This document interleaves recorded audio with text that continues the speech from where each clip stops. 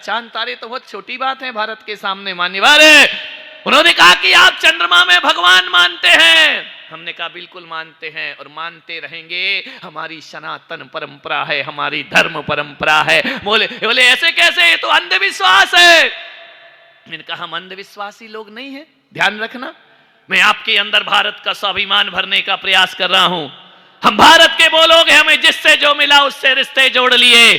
तुम तो चंद्रमा की मिट्टी और खाक की बात करते हो, हम तो सामने बैठे हुए देखते हैं कि जो धरती हमें अनाज देती है, हमारी भूख मिटाती है, वह ऊबड़ खाबड़ मिट्टी के टीले और कंकरों वाली धरती भी जो हमें अनाज देती है, हम उससे अपनी माता का संबंध बना लिया करते हैं। ध्यान रखना, हम साक्षात धरती को माता कहा करते हैं। जो गंगा हमारी प्यास बुझाती है, हम गंगा को माँ कह करके बुलाया करते हैं। अरे जिस वतन में हम रहते हैं, जो वतन हमें पालता है, पोसता है, संस्कारों से सींचता है, उस वतन को हम भारत माता कह करके बुलाया करते हैं। तुम किसकी बात करते हो? हमें सूर्य से जो तेज मिलता है, ओज मिलता है, जीवनदायी किरणें मिलती हैं, हम सूर्य को नारायण कह करके बुलाया करते हैं। चंद्रमा से शीतलता मिली, हमने मामा का रिश्ता जोड़ लिया। और तो छोड़ो, अमेरिका से हमने इतना ही कहना चाहते हैं कि जो गाय हमें जिंदगी भर दूध पिलाती, उसको भी हम अपनी माता कह करके बुलाया करते हैं। निवर निवेदन है,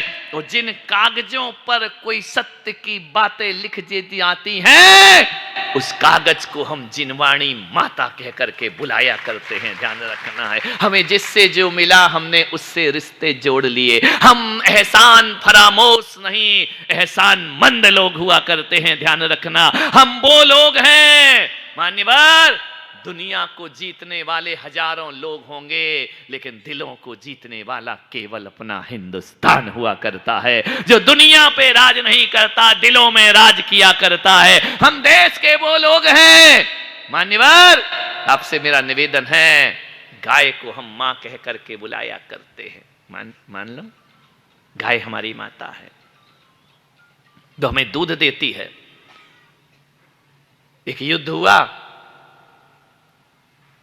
द्वितीय विश्व युद्ध हुआ, मार काट मची, हिंसा हुई, युद्ध चल रहा था।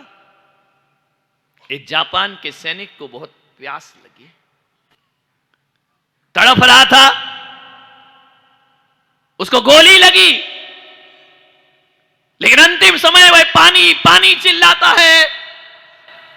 भारत के सैनिक ने देखा कि तो जमीन पर पड़ा है। भारत वो है, निहत्थे को दुश्मन नहीं माना करता है, ध्यान रखना है। भारत का सैनिक गया, अपने पानी की बोतल खोली और उसके मुंह में पानी डालने लगा। जैसे ही पानी डाला कि पानी मुंह में भी नहीं गया कि जापान के सैनिक ने कटार निकाली और भारत के सैनिक के पेट में डाल दी। बेहोश हो गया, घायल हुआ। तुरंत आनन फानन में दोनों को चिकित्सा के लिए कैंपों में भेजा गया। दोनों चिकित्सा के लिए गए। एक तरफ जापान का सैनिक लेटा है और एक तरफ भारत का सैनिक लेटा है।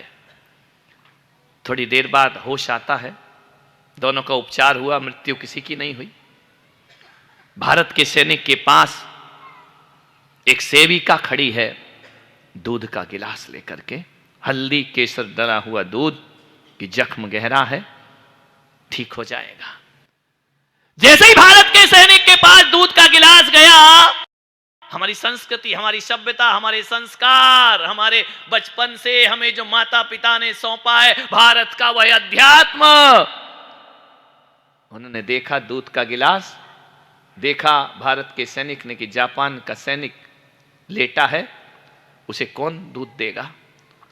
वह जैसे तैसे हिम्मत करके उठा और जापान के सैनिक के पास पहुंचा। बोले दूध पी ले, मुझे माफ करना मेरे भाई, उस दिन तो मैं तुझे पानी नहीं पिला पाया, लेकिन आज तुझे दूध पिलाता हूं। तू भी जख्मी और मैं भी जख्मी हूं। जापान के सैनिक की आंखों में आंसू आ गए। उसने कहा कि मैंने तो तुम्हें कटार मारी, तुम दूध लेकर आए। बोले यही मेरी भारत है, यही मेरे भारत के संस्कार है। जापान के सैनिक ने उस दिन पहली बार कहा, भी मुरलीधर जी कह रहे थे ना कि माता केवल भारत को कहा जाता है, लेकिन क्यों कहा जाता है? पहली बार जापान के सैनिक ने कहा कि आज मुझे समझ में आया कि भारत को माता क्यों कहा जाता है, क्योंकि माता वो होती है जो अपनों के बच्चों को नहीं, दुश्मन के बच्चे को भी दूध पिलाया करती है। ध्यान रखना। आज पता चला कि उस दिन मैं पानी नहीं पी पाया, लेकिन ये भारत माता का सपूत मुझे दूध पिलाने को तैयार है। जमीन पर चरणों में गिर गया उसके, और पहली बार जापान के सैनिक ने कहा, वो वही मैं आपसे कह रहा हूं, बोलिए भारत माता की जय। ध्यान रखना, ये संस्कार जिस देश में हो मान्यवर, ऐसे ही माता नहीं कह दिया जाता है। कहा ना कि चीन को माता बोलना जरा जम रहा है क्या दिनेश जी? चाइना माता कहेगी, चाइना माता, अमेरिका माता जमता है क्या? जापान माता, थाईलैंड माता, जुबान ही नहीं निकलती है। ध्यान रखना, बोल के देखो कभी। अफ्रीका माता, चीन दादा हो, अमेरिका दादा हो सकता है, चाइना बाप हो सकता है, लेकिन माता नहीं हो सकता। माता तो केवल मेरा भारत ही माता शब्द उस पर शोभा देता है, इसलिए भारत को भारत माता कह करके बुलाया जाओ। मैं इतना कहता हूं कि जब तक भारत में भारत माता के सपूत मौजूद हैं, आप और हमारे जैसे डॉक्टर साहब जैसे, गुरुजी जैसे लोग जब तक मौजूद हैं, चिल्लाते रहे पाकिस्तान कश्मीर दे दो, कश्मीर दे दो, कश्मीर दे दो। कश्मीर तो छोड़ो, हम कश्मीर की तस्वीर भी तुम्हें देने को तैयार नहीं है। ध्यान रखना, कश्मीर कैसे दे देंगे? अपने देश के प्रति गौरव पैदा करो। कश्मीर कोई जमीन का टुकड़ा नहीं है, कश्मीर हमारे हाथों की लकीर है मेरे भाई। ध्यान रखना, और कोई अपनी तकदीर किसी को कैसे दे सकता है मान्यवर? ये तकदीर है हमारी कश्मीर। कश्मीर दे दीजिए, क्या दे दें? हम पाकिस्तान ने हम इसे मांग नहीं सीखा। ध्यान रखना, अमेरिका से कहता तोप तमंचे दे दो, चाइना से कहता है रुपया पैसा दे दो, भारत से कहता है कश्मीर दे दो। अरे हद हो गई यार, मांगने की कटोरा फेंकना मेरे भाई। ध्यान रखना, तू हमेशा ही भिखारी बन करके खड़ा रहता है, ये दे दो, वो दे दो, ये दे दो। जिसका लिया उसका आज तक लौटाया ही नहीं है मान्यवर। ध्यान रखना है, लाल बहादुर शास्त्री इस देश के प्रधानमंत्री हुए, बड़े गौरवशाली व्यक्ति थे। उन्होंने संदेश दिया, मेरा देश भूखा ना रहे, महीने में एक उपवास करना सीखो, लेकिन किसी के हाथ सामने कटोरा फैलाना नहीं सीखो। ये हमारे देश का स्वाभिमान रहा मान्यवर। कहीं मांग करके नहीं खाएंगे, हम भूखे रह जाएंगे। महाराणा प्रताप घास की रोटी खा सकते हैं, लेकिन मुगलों की गुलामी और अधीनता स्वीकार नहीं। ये हमारे देश का गौरव है, हमारे देश की संस्कृति है। लाल बहादुर शास्त्री गए पाकिस्तान, उन्हें बुलाया गया। उस समय भुट्टो वहां के प्रधानमंत्री थे, जुल्फिकार भुट्टो प्रधानमंत्री। जैसे ही लाल बहादुर शास्त्री को एक पत्रकार ने पूछा, अब शास्त्री जी तो शास्त्री जी थे, उनकी हाइट थोड़ी कम थी, भुट्टो की हाइट ज्यादा थी। पूछा कि आप पाकिस्तान जा रहे हो, आपको ऊपर देख के बात करना पड़ेगी, भुट्टो की हाइट ज्यादा, तुम्हारी कम है।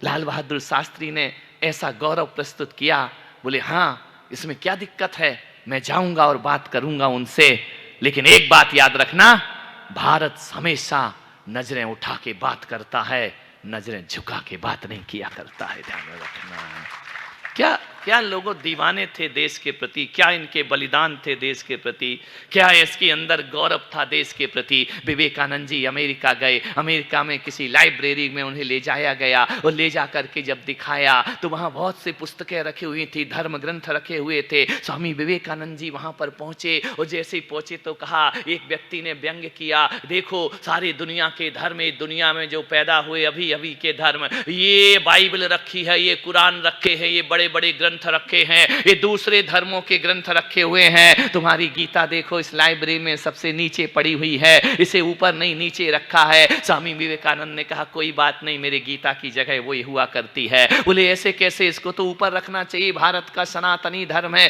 गीता ऊपर आना चाहिए। स्वामी विवेकानंद ने कहा ना, गीता बिल्कुल सही जगह रखी है। मैं स्वाभिमान की बात कर रहा हूं, देश के स्वाभिमान की बात कर रहा हूं। उन्होंने कहा गीता वहीं होना चाहिए। बोले गीता वहां क्यों है, ये तो अपमान है। बोले नहीं, सारे धर्म ऊपर हैं और गीता सबकी नींव और आधारशिला हुआ करती है। आधार यदि कोई है तो गीता है, इसके ऊपर सारे धर्मों के ग्रंथ रखे जाते हैं। और एक बात याद रखना, उतरी होगी किसी की किताब आकाश से, आसमानी किताब, हुए होंगे फरिश्ते आकर के लिख कर गए होंगे। किसी संत ने कोई ग्रंथ लिखा होगा, मुनियों ने ग्रंथ लिखा होगा, लेकिन गीता ऐसा ग्रंथ है ना आकाश से उतरता है, ना किसी संत की कुटिया से निकलता है। गीता ऐसा ग्रंथ है मान्यवर, गीता वह है जो ना महलों में लिखी गई, ना जंगल में लिखी गई, अरे युद्ध के मैदान में भी जो अहिंसा और शांति का संदेश देती है, आत्मा की अजरता अमरता का संदेश देती है। अरे युद्ध के मैदान में जब अध्यात्म जन्म लेता है, तब इस देश में गीता का जन्म हुआ करता। युद्ध के मैदान में धर्म की बातें मान्यवर सोचना है आपको, जहां लड़ाइयां हैं, मार काट है, वहां आत्मा की अजरता और अमरता की बातें। नेवम छिद्रंति शस्त्राणि नेवम दहंति पावका, ये संदेश मान्यवर कहां है ऐसा देश दुनिया में। जब युद्ध हो रहा था ना कौरव पांडवों का, नारायण कृष्ण ने अर्जुन से कहा कि अर्जुन गांडीव उठाओ, और वो जो हाथी आ रहा है उसके गले में जो घंटी है उस पर सरसंधान करो। अर्जुन ने कहा कि हाथी पर वार करो। बोले नहीं, उसके गले में जो घंटी है उस पर सरसंधान करो। अर्जुन ने कहा कि माधव नारायण घंटी से युद्ध लड़ने आए। नारायण कृष्ण ने कहा कि देर मत करो, जो मैं कह रहा हूं वो करो। जैसे ही सरसंधान किया अर्जुन ने, हाथी के गले में बंधी हुई घंटी धड़ से नीचे गिरती है। पूछा अर्जुन ने कि ये क्या किया नारायण? बोले ये ध्यान रखना भारत कैसा है। उन्होंने कहा कि युद्ध का मैदान है, ये कुरुक्षेत्र है, और वहां पर एक चिड़िया का बच्चा बैठा हुआ है, हम लड़ेंगे और वो मारा जाएगा, इसलिए मैंने घंटी गिराई, घंटी उसकी सुरक्षा बनेगी, बच्चा जीवित रहेगा। ध्यान रखना है मान्यवर, ये अहिंसा परमो धर्म युद्ध के मैदान में भी यदि कोई देखता है तो भारत का सत्य सनातन धर्म देखा करता है। मान्यवर आपसे निवेदन है, आग्रह है मेरा आपसे, देश के प्रति गर्व पैदा करो। ऐसा गर्व होना चाहिए, जननी जन्मभूमिश्च स्वर्गादपि गरीयसी। ध्यान रखना है, जननी और जन्मभूमि स्वर्ग से भी महान होना चाहिए। आपसे निवेदन है, कभी 2 वक्त देश के लिए भी निकाला करो, राष्ट्र के लिए भी निकाला करो, कभी 10 मिनट अपने देश के हित का चिंतन किया करो। ऐसा देश कहां मिलेगा? दुनिया के किसी भी देश में घूमने चले जाओ, लास्ट में यही कहोगे अंतिम समय कि गर जन्म हो दोबारा मानव जन्म मिले, फिर से यही देश हमको प्राप्त होना चाहिए। विभिन्न संस्कृतियां, विभिन्न सभ्यताएं, कहा ये हिंदू सम्मेलन हो रहा है और मैं 4था 5वां अटेंड कर रहा हूं। ध्यान रखना, ओबरी में हुआ, सब जगह हुआ, मुझे बुलाया गया संघ ने, जाता हूं अच्छा लगता है।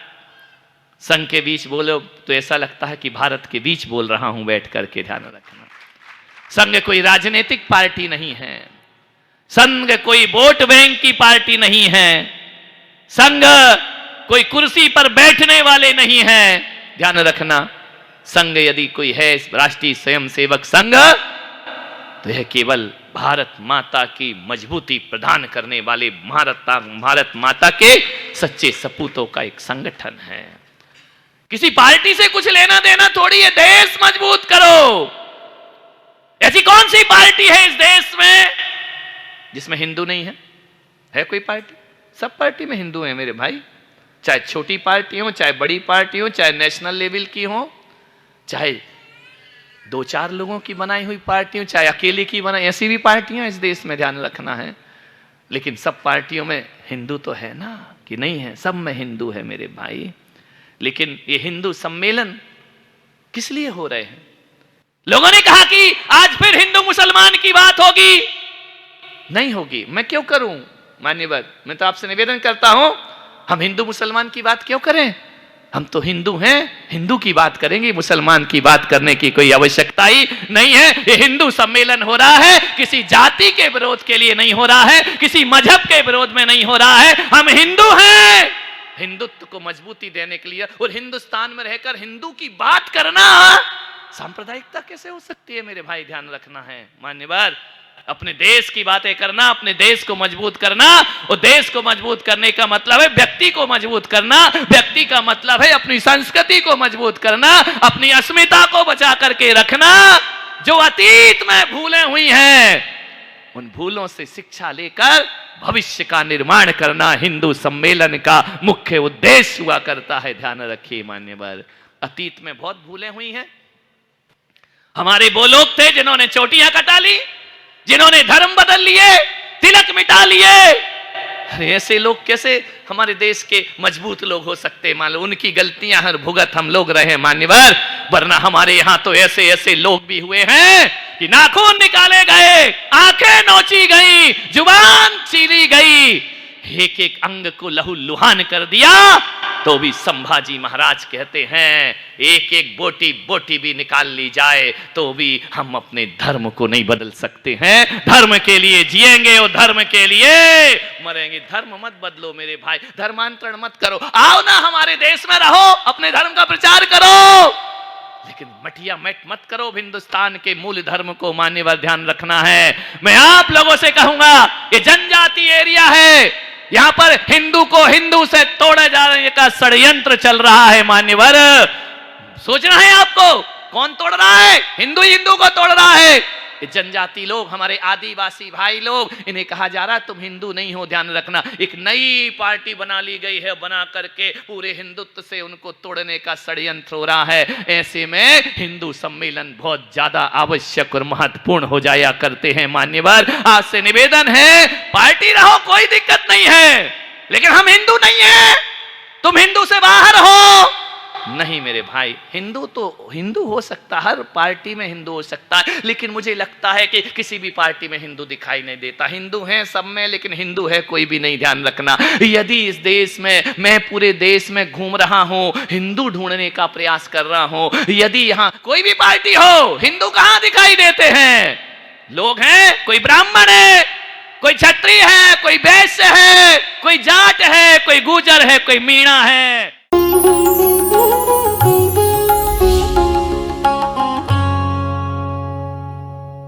भगवान महावीर के अमर संदेश जीव दया की राह पर चलते हुए भारत गौरव राष्ट्र संत आचार्य श्री पुलक सागर जी गुरुदेव की प्रेरणा से वात्सल्य धारा ट्रस्ट द्वारा संचालित एक महाअभियान शिक्षा और सेवा समय की मांग। वात्सल्य धारा एक समाधान, मानवीयता की दुनिया में बढ़ते कदम। वात्सल्य धारा एक प्रकल्प अनेक, सुशिक्षा, सुस्वास्थ्य शिविर, औषधि वितरण। वात्सल्य धारा रुग्ण वाहिनी, अहिंसा प्रसाद, माँ जिनवाड़ी संग्रहालय, जीव दया, गौ सेवा, कन्यादान, वात्सल्य धाम। सामर्थ्य अनुसार सहयोग धनराशि प्रदान कर हमसे जुड़े। बैंक खाता विवरण निम्नवत है, अथवा आप अपनी दान राशि दिए गए QR कोड को स्कैन करके हमें UPI द्वारा सीधे भेज सकते हैं। आपके द्वारा दिया गया दान आयकर की धारा ATG के अंतर्गत कर मुक्त है। पूछताछ हेतु हमें संपर्क करें 991098 7666 98109 00699।